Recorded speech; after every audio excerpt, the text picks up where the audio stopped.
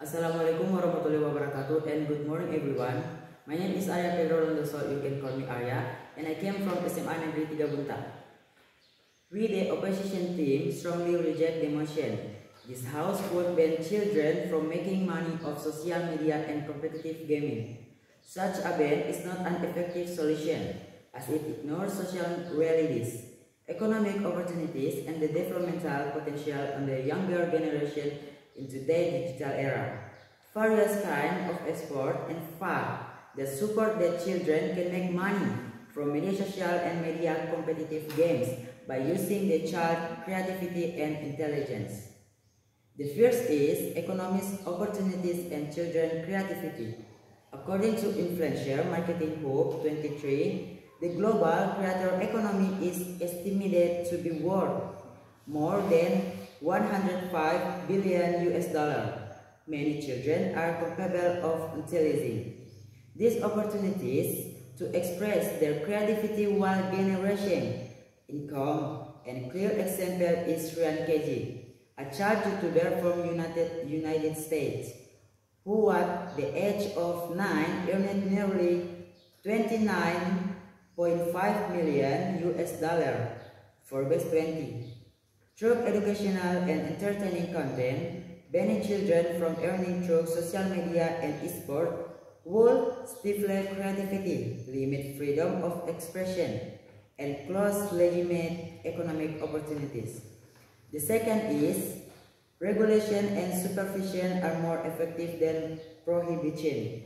The main concerns raised by the proposition are child exploitation and potential digital harms. However, the solution is not a blanket ban, but rather effective regulation and peripheral guidance. Many countries have already and parallel guidance established protective laws such as child labor laws in the US or media regulation in Indonesia by the KPI or Indonesian Broadcasting Commission. With proper regulation, children can still create content and participate safely while being protected by the law. A total ban, on the other hand, would push activities into the underground economy, making it harder to monitor and protect children. The third is digital education and future skills. The digital demands our generation that is both teach-savvy and creative. Through competitive gaming and social media, children acquire essential skills such as problem-solving, communication, strategy, and collaboration.